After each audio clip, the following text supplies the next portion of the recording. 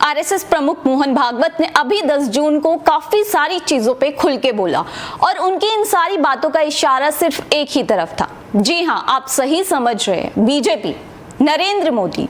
RSS प्रमुख ने मणिपुर में बीते 1 साल से फैली अशांति को लेकर बोला, हाल ही में हुए लोकसभा चुनाव के प्रचार प्रसार में जिस तरह से झूठ को परोसा गया, लोगों में फूट डालने की कोशिश की गई, इस पे भी मोहन भागवत ने बोला।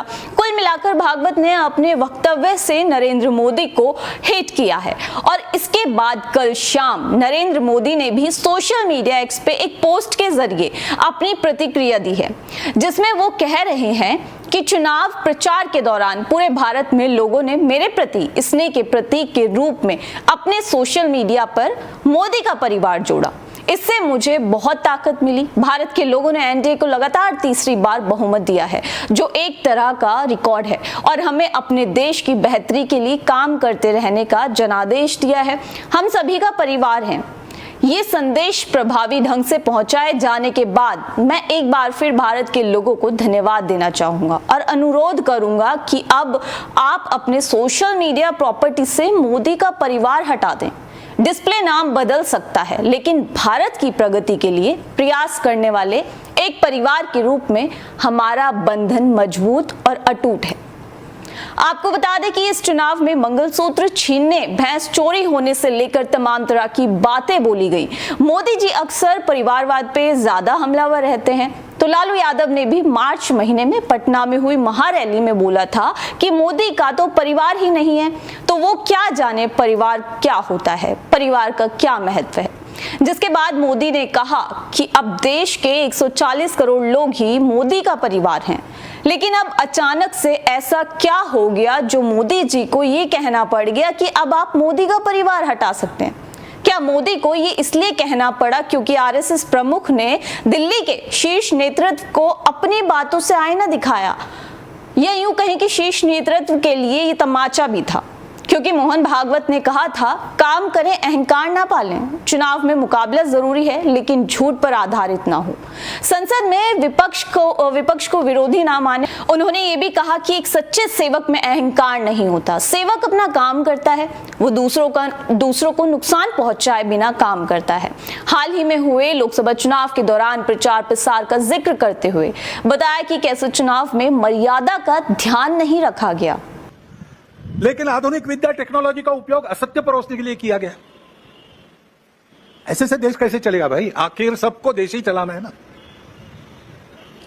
दो पक्ष है, विरोधी पक्ष कहते हैं, मैं प्रतिपक्ष कहता हूं। वो विरोधी नहीं है, उसको विरोधी मानना भी नहीं चाहिए।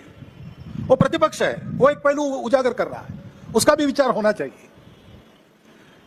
ऐसा जब चलना है तो चुनाव लड़ने में भी एक मर्यादा होती है। उस मर्यादा का पालन नहीं हुआ। जो सेवा करता है, जो वास्तविक सेवक है, जिसको वास्तविक सेवक कहा जा सकता है,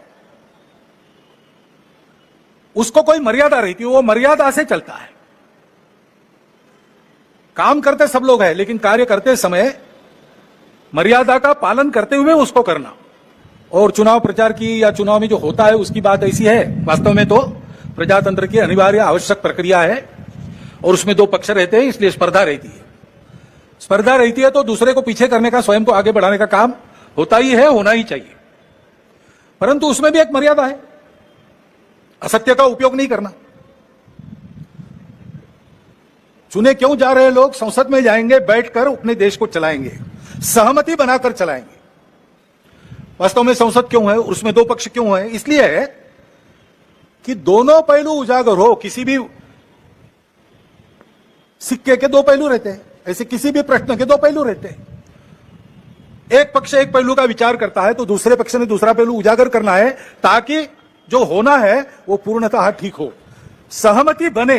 इसलिए संसद बनती है, लेकिन ऐसी सहमति बनना स्पर्धा करके आए लोगों में थोड़ा कठिन भी रहता है, और इसलिए हम बहुमति का आसरा लेते हैं। उसके लिए स्पर्धा चलती है। स्पर्धा है, कोई आपस का युद्ध तो है नहीं। लेकिन मोहन भागवत ने अपनी बातें बिना किसी का नाम लिए डायरेक्टली कही, और इस चुनाव में भी आरएसएस एक्टिव नहीं दिखा, और नरेंद्र मोदी से भी उनकी जो नाराजगी है वो अब खुलकर सामने आ रही है, जिसका खामियाजा आने वाले समय में हो सकता है मोदी को भुगतना पड़ सकता है और उनकी कुर्सी पर भी खतरा मंडरा सकता है। और जैसा कि सभी ने देखा था कि किस तरह से नरेंद्र मोदी ने अपने इस लोकसभा के चुनाव में उनके भाषणों में जिस तरह से उनकी बातें थी, चाहे वो मंगलसूत्र को लेके हो, चाहे वो ज्यादा बच्चे पैदा करने को लेके हो, एक समुदाय को टारगेट करने को लेकर हो, मोहन भागवत ने हाल ही में इन सारी चीजों पर सीधे तौर पे बीजेपी और नरेंद्र मोदी को इशारा देते हुए ये सारी बातें अपनी अभी हाल ही में उन्होंने कही हैं। लेकिन फिलहाल इस सब पर आप क्या सोचते हैं, कमेंट बॉक्स में अपनी राय जरूर दें।